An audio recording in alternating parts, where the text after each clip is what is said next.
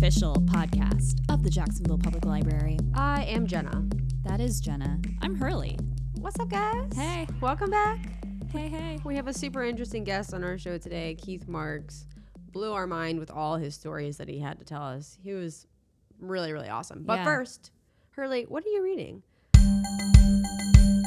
You checked it out with your library card. Tell us what you're reading. Well, I'm glad you asked, Jenna. I actually just finished reading a book this morning. Oh, jeez. Yes, that's when I like to read. I like to read when I have my first cup of coffee in the morning. That's when I get most of my reading done, because if I sit in bed with a book, I am out like a light. Fall asleep. Yep. Same. So I was finishing this book this morning. It's called An Absolutely Remarkable Thing by Hank Green. Right. I've seen this. Yes. Who is John Green's brother. If you don't know John Green, he wrote all these amazing books, The Fault in Our Stars, right. Looking for Alaska. So his little brother, Hank, who he has been vlogging with and podcasting with, they have a podcast called Dear Hank and John, which is one of my faves and why I started reading this book. Hank wrote a novel. It's about this young woman. She's 23. She's a graphic designer trying to make it in New York. And she comes across this sculpture. And she's infatuated with the sculpture in the middle of the street in New York. And so she and her friend Andy, who's a YouTuber, they make a video about the sculpture and they name the sculpture Carl. So then later they find out all this weird stuff happens and they find out that Carl is actually an alien, and there are several of them all over the world. So they're basically the Carls have, which they call them throughout the book, they call them the Carls based on April's name for them, but the Carls are have chosen April as sort of their, I don't know, liaison between their world and her world. And so she's strapped with this really weird responsibility of communicating with these aliens. But I'm not a science fiction person. It's kind of this weird. seems out of your realm. Yeah, it's really out of my realm. But I was interested in reading the book because I love, Hank Green's voice on the podcast. And I also noticed that the book April is a young queer woman, and I was interested in reading that perspective. I think that's not a perspective you see a lot in books in general, but especially science fiction. Maybe I'm wrong.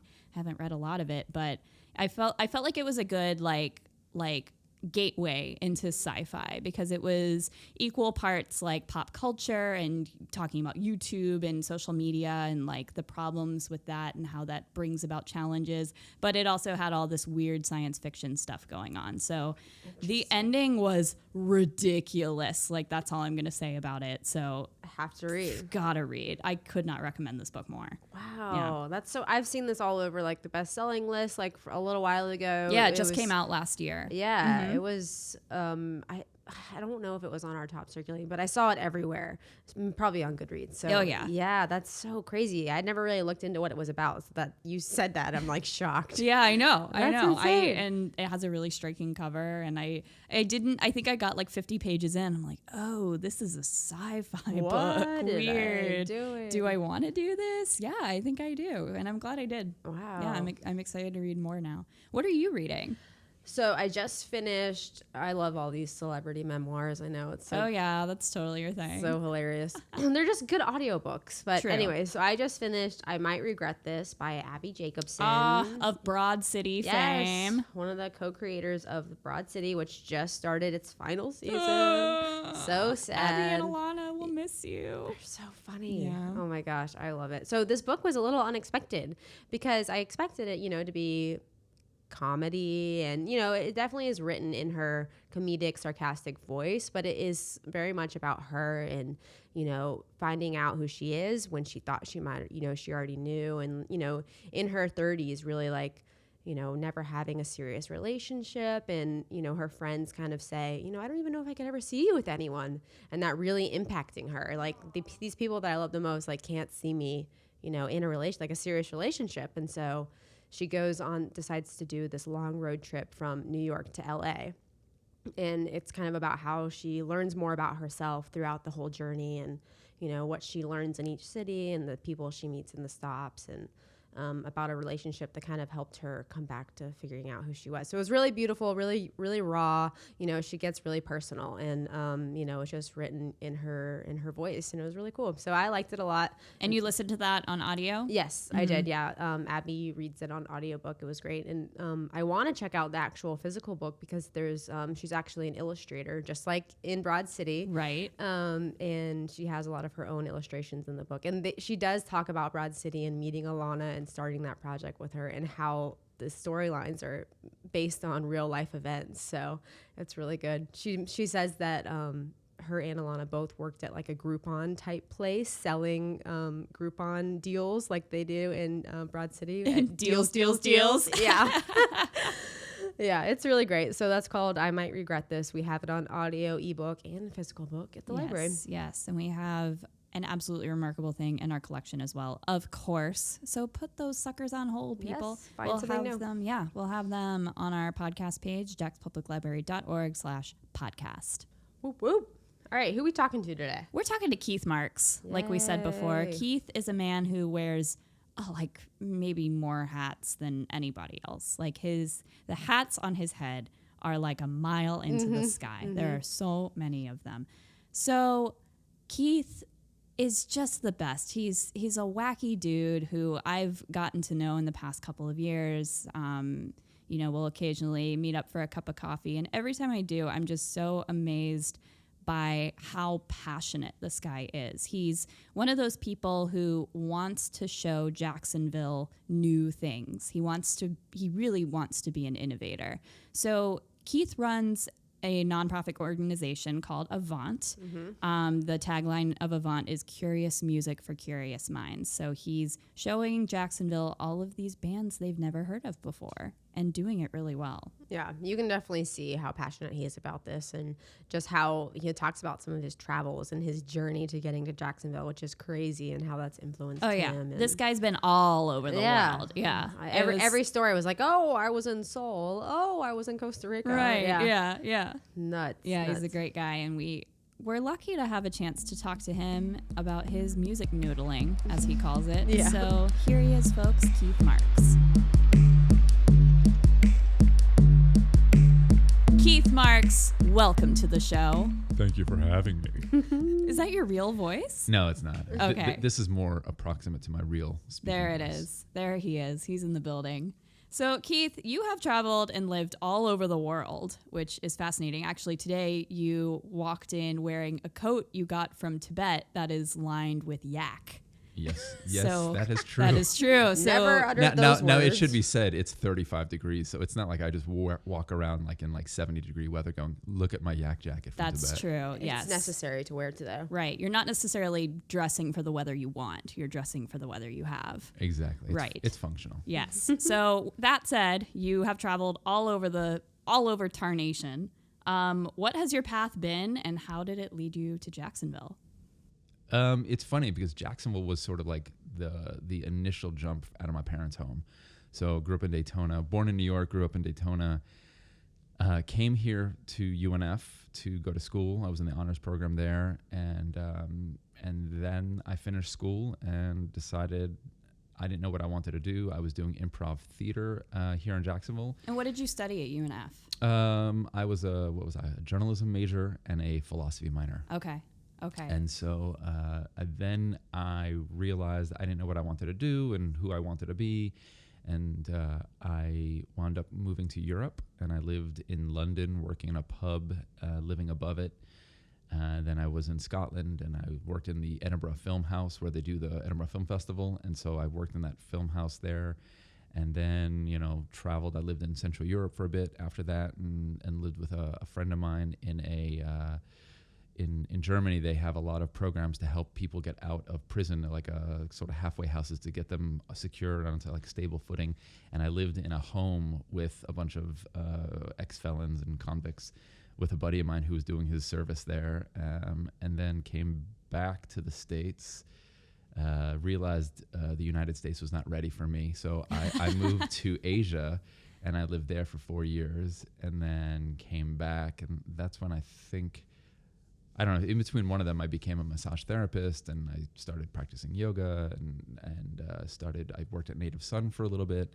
So I learned a lot about food and health and wellness and that kind of thing. And then at some point I decided I don't want to grow up or have kids or be an American, and I'm just going to go and get a master's in teaching English as a second language. And that's when I moved to Israel, and I met my wife. And so it's what is it? Like, you want to make God laugh, make plans. Mm-hmm. And so that was my life there. And then we've come back, and I've been bouncing back and forth. I think we took a little break. We went to Central America for a while and landed here. And there's probably more in but that's enough. Right. Yeah. Yeah. How did you land here again? Laziness. Jacksonville. I wrote for Folio for many years. I had a record label. I had a booking company where I booked like ska, punk, and like indie bands. A lot of the arts tastemakers in the community today were just people in the community where we would hang out at each other's houses. And so coming back to Jacksonville, it's always like, I need a job and a place to stay. I send out an email, and within 10 minutes, I've got opportunities, which is probably not the best reason to come back. It's like, it's the new tagline. It's easy here. That's what I was about to say. I was So like, guess easy. what? Well, it's easier here. Makes sense. Yeah, but that's why I kept coming back. It was just a home-based, familiar, and in Jacksonville, a guy like me who's kind of like a weird, out of the box and lots of energy, I can make a deeper impact on this city than say like New York, where there's 15 on me on every block. So Right, and that's exactly what you do with your organization Avant, which I'd love to talk to you about. Avant Arts, a nonprofit dedicated to sparking curiosity and innovation through diverse musical and artistic experiences. It's a mouthful, but tell us what that means and why it's here in Jacksonville. So my travels take me to interesting, unique places, and not just things like my yak jacket, but I get to have really cool experiences. I'm somebody who's kind of wired for music, and so when I'm traveling, I'm always looking for like what's going on musically. So when you go to places like Chicago or London or Tel Aviv or in Seoul, there's really interesting music going on. And I don't mean just like squeaks and squalls, avant-garde stuff, although that's there. People are fusing elements of music that shouldn't go together, or nobody thought to put together. Stuff that kind of doesn't fit neatly into a genre or a package, a neat package. Usually it's well-trained musicians, either in jazz or classical worlds, that kind of meet up and are exploring different styles of music. And in Jacksonville, living here and raising a family here, I kind of miss that element of other cities and that thing. And we have great music here. Not to knock the city at all. We have an incredible symphony, and we have a amazing hip hop community, and there's jazz programs at UNF and JU that are doing incredible things. I didn't see anybody doing really adventurous programming or performance, and so for me, Avant is a reach towards bringing new sounds that wouldn't make it to Jacksonville, and hopefully influence musicians who wanted to do music here, new directions and new paths, and open up our scene here. So, in fact, like one of the concerts, I had a really nice compliment. Do you know Stacey Bennett and Focus People? Yes. So Stacey came to our Pharaoh's Daughter concert, and after the show, she came to me and she said, I need to rethink everything about my music now. Whoa. And it's like, that's an amazing compliment, So she witnessed something powerful and engaging and diverse and dynamic that doesn't really fit. You can't walk out of one of our shows and go, I get what I just saw, or how would I articulate that? It was amazing. Oh yeah, I can absolutely vouch for that. Yeah. I attended my first Avant concert a few months ago at the Mosh Planetarium. You had a band come called, is it Rashanim? Rashanim. Yeah. And tell us where they're from, what they sound like, what I heard that night, because I'm still wrapping my mind around it. Yeah, a lot of people. They're a trio from New York. They are part of the stable of musicians. They're connected to John Zorn, and we can talk about Zorn and his radical Jewish culture catalog. Definitely. So they're a group of musicians that I have been following for years, and it's an honor for me to get to not just like have them in Jacksonville, but hang out with them. Right. I mean, in fact, the main guitar player, the guitarist, I gave him my house for Shabbat, and so he was like hanging out in our house, and we had dinner with him, and I got to know him, and we text each other probably once a week back and forth, and so they're New York high-level jazz-trained musicians. Shanir, the bass player and oud player, went to Berkeley. Matthias is Regina's, the drummer. I'm sorry, Russian name is Regina Spektor's drummer. Oh wow, I didn't know that. Yeah, he's on a ton of stuff, and he's all over the world. All these musicians all over the world. Right. So yeah. And as if that wasn't enough of a feat to pull off in Jacksonville and bring a crowd to see this band, most people have probably never heard of this band, no matter how incredible they are, which is I would kind venture of that maybe 2 people in the audience right heard. Exactly. But you had this concert in the Mosh Planetarium, and you had a projection art show going on during the concert. What made you want to fuse these 2 forms together to make this really spectacular event? So my partner, I have 2 founding partners in Right. Avant, and it's Peter Baylett, and he kind of handles my nuts and bolts, the nitty gritty stuff I'm not really good at, and Kedgar Volta, who's an artist, a designer, a filmmaker, a touch designer. I mean, you name it, he's a polymath. So Kedgar and I, we're the dreamers, and Peter's like the holding the strings down of the balloons that are Kedgar and I. So Kedgar and I, we envision Avant being more than just concerts. In some respects, this was the first Avant concert because we want to merge not just the level of musicianship that I'm aiming for and the quality of productions that I'm aiming for, but Kedgar does a lot. If you don't know Kedgar, you should have him in here. But Kedgar is a trying to merge what's happening on the cutting edges of technology with messaging, and that could be art, advertising, marketing, but he's pulling things together that are visceral, that are multisensory. And so when this opportunity came up, I mean, it was really Kedgar going, why don't we do that? I'm like, can you do that? Is that possible? Yeah. And he's like, yeah, of course. I was like, oh, okay. So the planetarium show, I mean, I did the heavy lifting in terms of the logistics and the planning, but Kedgar led the team of Joseph Provenza, Willie Evans Jr., and himself, Kedgar, doing the graphics.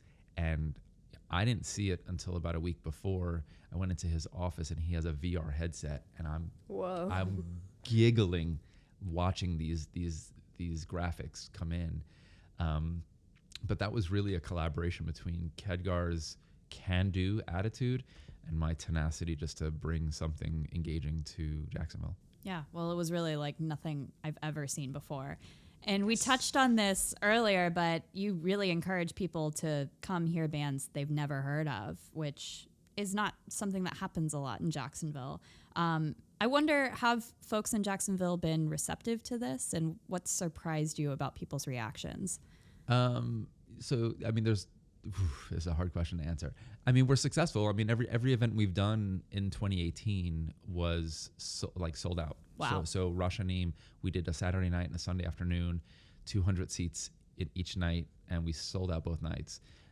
Prior to that, we had we did Yemen Blues in December, 500 people there, and then we did in September we had the Kummer show, the Tropical Depression show, and that had almost 300 people in there. And then we had a film at Sunray that was sold out, and we turned away like 60 people. So, yeah, people are coming, but it is a hellacious undertaking to try to get Jacksonville to take a risk and trust you. So, on my end, I mean, I'm sending out hundreds of personal emails to like beg people, like, please check this out. I promise it's worth it. I promise it's something unique and interesting. At the Yemen Blues show, I had this older woman, probably in her 70s, come up to me and said, I was at the Rosh Hashanah show. I didn't love it, but I was open, like you say, that I should be. And I'm like, yes.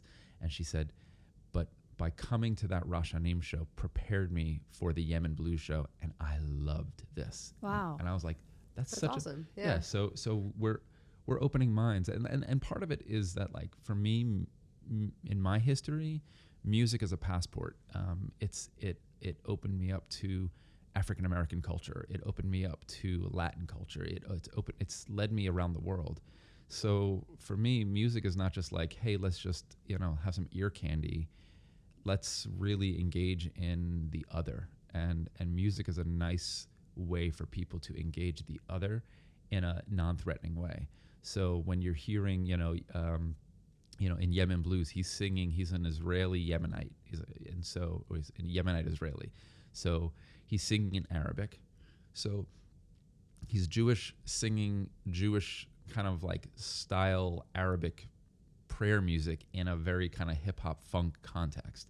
So it's challenging for anybody because the Jews were not used to hearing Arabic, and I'm hearing a Jewish concert sung in Arabic. That's interesting.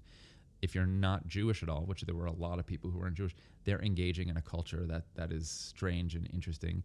And then even if you're a religious person, hearing him sing, in fact, here's a good story. My father-in-law is a Yemenite, and so he listened to him on like the CDs or online, and he's like, that's not Yemenite singing. He shouldn't call himself a Yemen, So it's because it's not traditional, right? So it's challenging no matter where you are. And I love that. I love the fact that people walk out of there and go, what do you think of that? Did you like that? Yeah.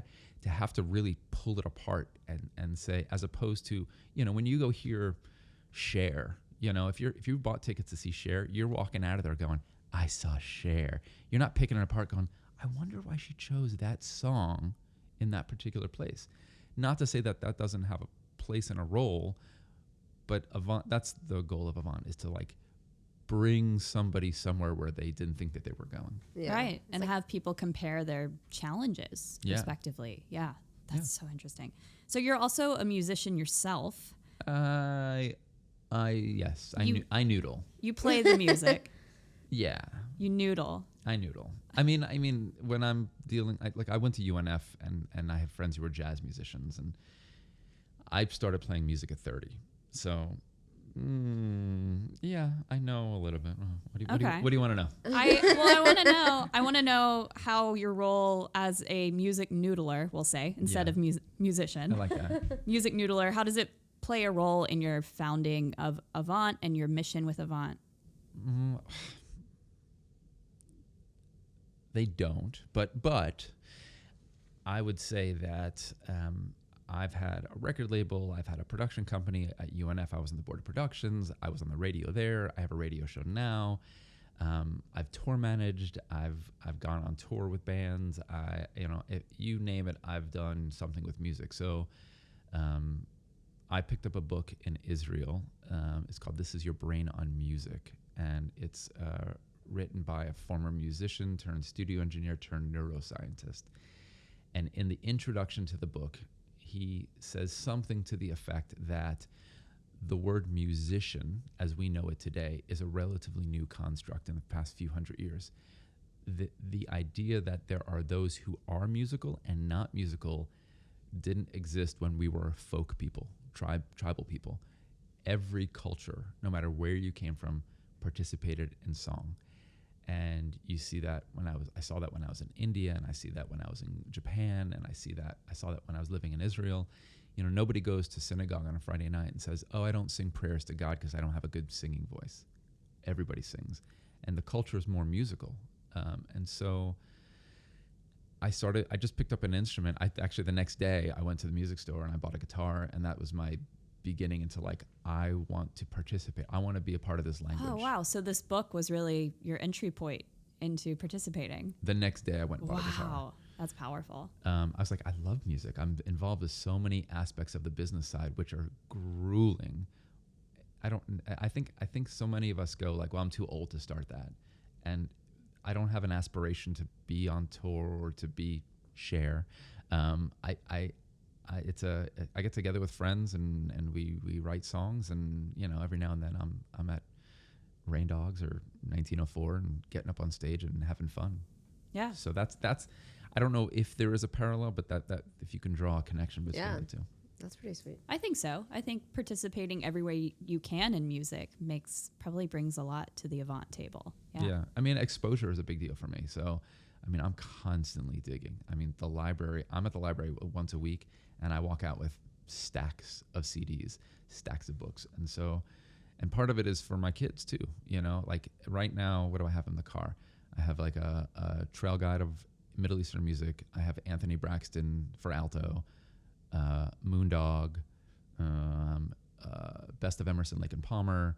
I mean, I just checked these out a few days ago, and this is what, when I take my kids to school when we're driving around, they're listening to, you know, my son goes, I had just had a gamelan radio show on Avant, and so my son is like, "Oh, that's gamelan." I'm like, What? The fact that my 7-year-old son knows, he hears bells ringing, and he goes, "Oh, that's gamelan," is cool for me. So, oh, that's a proud parenting moment. it is Yeah, cool. yeah. So to draw that connection between musicianship and Avant is exposure. You know, playing and being participatory and listening and seeking and searching. So. I'm rambling. Not at all. No. That's cool. That's what you're here for. We brought you in to tell us ramble, things. yeah. Not to ramble, but to tell us about your noodling. Here's a cup of coffee. Go. Go, Keith, go. So we're especially big fans of you here at the library because you've donated a lot of materials to our music collection. You call it the Radical Jewish Music Collection? So it's called Radical Jewish Culture. Right. Do you want me to go into like Absolutely, okay. yes. So it's not my curation, it's not my label. So about 25, 30 years ago, a group of musicians in New York led by John Zorn. And if you don't know Zorn, the library should get more Zorn. And actually it started because of the library. I came to the library, hold on, there's a lot of tangents there. So Radical Jewish Culture is a catalog of music started by John Zorn, and it's a curatorial collection. He asked the question, what does it mean to make Jewish music in the context of today? So he's a jazz classical trained musician, composer, and just like jazz and classical, it wasn't frozen in time. You went from big band, you went to small group ensembles, and then bebop, hard bop, cool, avant-garde, and then free jazz. And so same with classical music. It was, we went from Baroque to classical to romantic to 20th century compositions, and that went in different directions, atonality and minimalism. And so Zorn, and to know Zorn is kind of, you understand why, but Zorn was kind of retouching his Jewish roots and connections after living in Japan for a decade. And he's around all these musicians, and they're making all this music, and he's noticing a lot of the musicians happen to be Jewish, New York, Lower East Side. And so, none of the musicians were touching their Jewish identity and their musical identities, right? And so, we're talking about like Lou Reed, and we're talking about, other musicians in that scene. But so he starts asking these questions of like, what's the connection there? Is the fact that I'm making music as like a avant-garde jazz musician, is this furthering the Jewish narrative? Like, I'm a Jewish musician, so what's the interplay? And he started, so there was a festival in Berlin in 91, 90, so it's early 90s. And he frames everybody was supposed to get 1 day of curation, and they gave him 2 days of curation. And he brought all these musicians over from New York that he was playing with, and he calls it the Radical Jewish New Culture Movement. And so that was the beginning of it. And then he started a record label called Sadiq. And then Sadiq's first initiative, the first catalog of music, was this Radical Jewish Culture. And so what he has done for the past 30 years is basically say, Hurley, you're a classical flautist. I sure am. What would it sound like for you to make a Jewish record? It's like, oh, I never thought about that. Well, here's $5,000. Go to the studio, pull your musicians together, and we'll release it. And then Jenna, you're a heavy metal guitar player. Yeah. What would it sound like for you to make a Jewish record? So none of the albums sound anything alike from each other. They're all hinging on this philosophical question of what does it mean to make Jewish music in the context of today? What would it sound like for you to make a Jewish record? And it's been 30 years and of albums, and so there's hundreds of albums now on this catalog. So To start there, I thought maybe the Jewish community would get behind like the financial aspect of like lifting Avant up, and that didn't really happen. We raised the money to do that there were like over 50 donors that gave anywhere between $25 and $500, and we raised a couple $1,000s to buy that catalog and donate it to the library. Yes. So we have all of them, right? All of the albums. I mean, unless produced. anything has been released, and I try to keep abreast. I think that they're kind of trying to close the catalog and like seal it. I think we have 99.999%, and I only give that 0.0001% as there could be something else floating around. Okay. So listeners, you should go check out that collection. It's very cool. And we're going to link to that on our website too, so people really know about it. Yeah. And the library asked me, I gave 2 talks, one at the Mandarin and one at the Willow Branch Library about that. And it was a really powerful thing for me to research and have to articulate that. And there's a lot of power in like the history of it. And I almost think it serves for any community can ask, like, what does it mean to make, Latin music today? Like, what's the context? What are the key elements? So, to me, like, we could say, what does it mean to be a Jacksonville musician today? Am I making Jacksonville-based music, or am I making universal music? And there's a lot of philosophy and depth to it. Definitely. Yeah, I had no idea that's what it was. Mm-hmm. That's really cool. Yeah. So what do you envision for Avant in the coming years? Well, I would love to build. If I had to script it perfectly, I don't need to attract Jacksonville. I want to build a community of curious listeners that trust my curatorial abilities and execution, and we build a donor base, and we build a community that is really excited about what we're doing. It's a lot of work on my part to do Avant, and so if I could find some way of like easing that load a bit. I mean, I'm hanging posters, I'm hanging hundreds of posters, I'm sending hundreds of emails, I'm coordinating logistics and doing all those things. So it's, to raise a young family, and I'm a small business owner and do 1,000 other things. I would love for there to be a team of people actively involved with helping Avant produce its things, its products. I would love for there to be a community of people who are just like, I love being at everything I can and helping me share that word. And then there's like a small or maybe a large cadre of donors that are helping me produce this. A lot of it is like I'm putting personal risk on the line. Like that Rosh Hashanah show was $13,000 to produce. Wow. Yeah, and that was gifts and free time. I mean, really, that should have been about a $18,000 to $20,000 production if I was paying full price for all that stuff. So there's a lot of work that goes into it. So the future of Avant, I mean, I want to be doing 6 shows a year, big shows. I want to have small book club stuff, like your Babes Who Hustle is awesome, and I mean to grow it. I mean, there's no lack of ideas.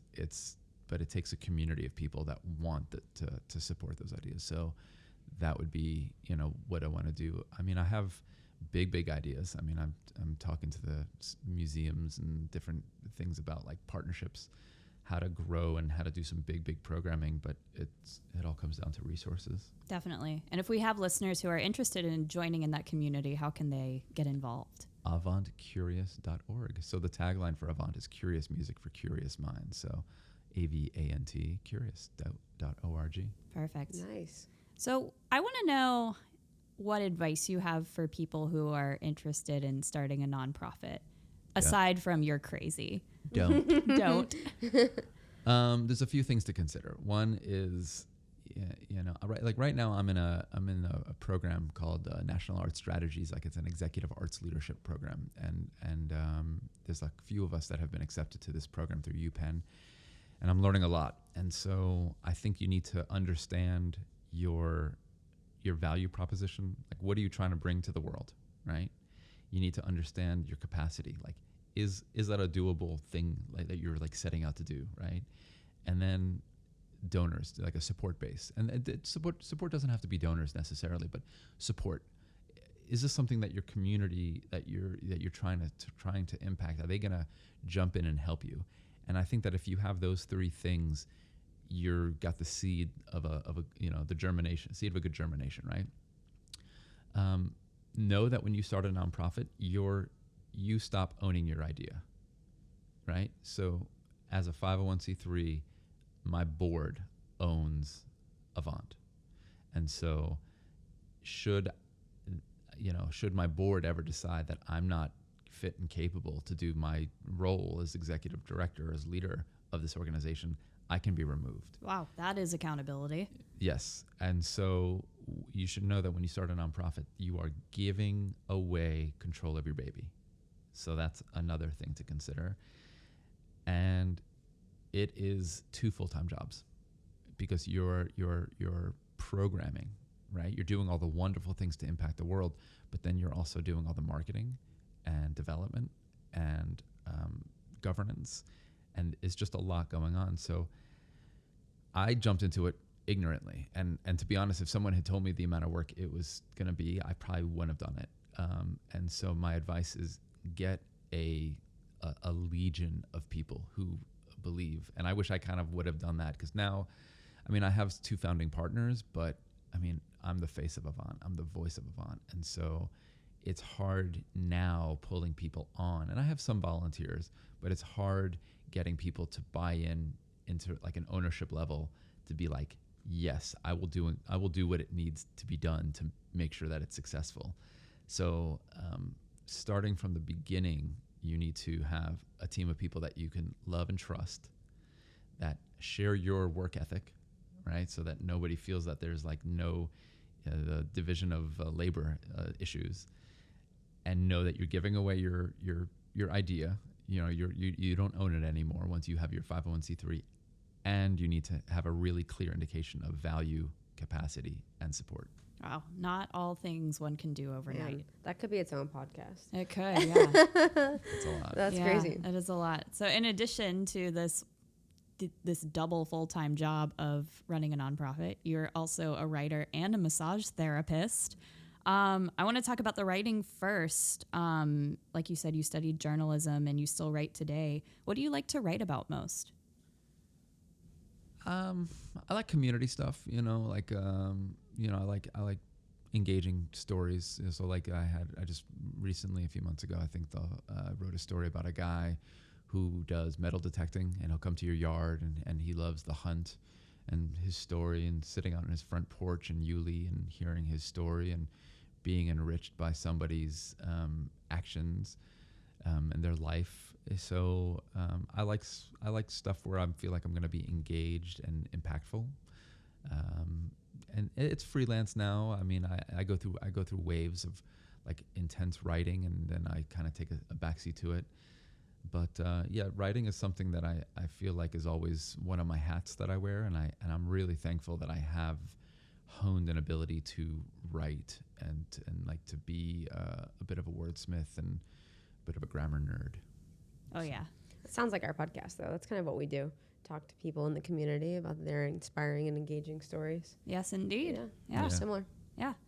And I want to talk about massage therapy, and I first want to tell a story that you told me a while back. So you and I were having a cup of coffee together, and you had to sneeze, and you held in your sneeze and did it like silently. Yeah. And I was like, Keith, how did you do that? That was the craziest thing I've ever seen. And you said, well, when you're giving a massage, you can't sneeze. Like, you can't make that kind of noise while someone's relaxed. And I just thought that was so amazing. So it's funny you bring that up, because I had developed like a pain in my neck, and I got like paranoid. I was like, I'm dying, I have cancer. And I think it is because of holding in sneezes. Yeah, it's not good for sorry you. for It's laughing, not. It's but- not healthy. No. And so what I have done now, like with the massage, like if I need to sneeze, I'll go and excuse myself, sneeze, go wash my hands, and then come back, because I'm afraid of like that blood vessel right there. rupturing a vessel in my Oh, neck or something. Jeez. That's serious. Yeah. So I'm a neuromuscular therapist. There was a school in Jacksonville years ago, the Southeast Center for Neuromuscular Studies, and I'm a graduate of that school, and it was a great school. How did you find your way into that? Music.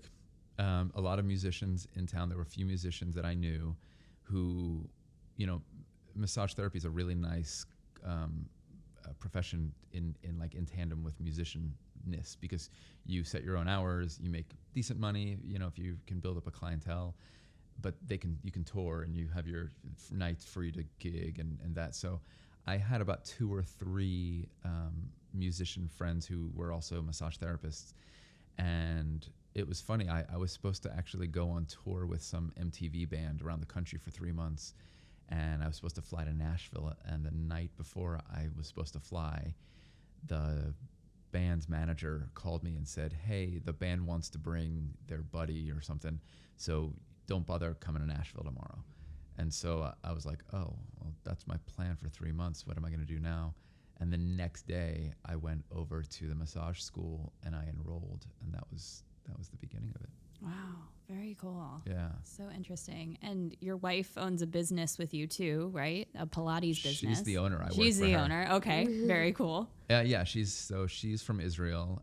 She lives, eats, and breathes Pilates. I admire her single-pointed passion, whereas I'm all over the place. So it's a fully equipped Pilates studio, and we do, the focus, I do more corrective work. So I people tend to find me when they hurt themselves. They've been to the pain management clinic and the chiropractor and the physical therapist, and nothing's working. And usually people go, you should try this guy. And so Tehila and I both kind of have this kind of nerdy approach to the body. We're very very into proper body mechanics and biomechanical form, and it's good stuff. Yeah, good stuff. Now, for our last question, I am dying to know the answer to this because you wear so many hats. I want to know, Keith Marks, when you were a kid, what did you want to be when you grew up? An actor. Really? I mean, it's not far of a stretch. I mean, from what I do. But I was in a lot of theater productions in high school. In fact, I was one of those high school kids kind of searching, and I did a little bit of everything. It's kind of foreshadowing what was to come in my life. And I actually was on the weightlifting team for about a week. And I got a role in a musical, and I didn't sing. What was the musical? It was Pajama Game. Oh, so good! I love the Pajama Game. I was the foreman of the factory. Oh, cool! So it was the only non-singing role, and so I remember very clearly walking into the weightlifting coach's office, telling him I need to quit weightlifting, and he was like, "Well, is everything okay at home? Do you need help?" I was like, I got a part in a musical. And he was like, oh yeah, get out of my office. Yeah. You don't belong here. Right. So I did acting, and then at the end, in college, I got into improv theater, and I did improv. And then a few years ago, I went to go live in New York for a few months, and I studied at Upright Citizens Brigade. Wow. Cool. Yeah, it was really neat. I got some cool stories of people who are on Saturday Night Live today, were some of my teachers. What? Yeah. Wait, name some names. Yeah, name drop. Who's the big guy? That was really, really funny. He was a fill-in a couple times for us. What? I could get the name. Okay. But he's on SNL. He's been there for a few years. And I think, I don't know, an actor. Yeah, an actor. Yeah. Very cool. It makes sense because now you play so many roles. Oh, that's deep. Oh, right? so deep. Yeah. It all Early's got a million back. of them. Yeah, I too am a wordsmith. I thought this was a podcast, not a therapy session. Well, Keith, thank you for coming to our session today. Thank you. Yes. This was awesome. It's been a lot of fun. Thanks for coming. Thank you, Hurley. Thank you, Jenna. I appreciate it.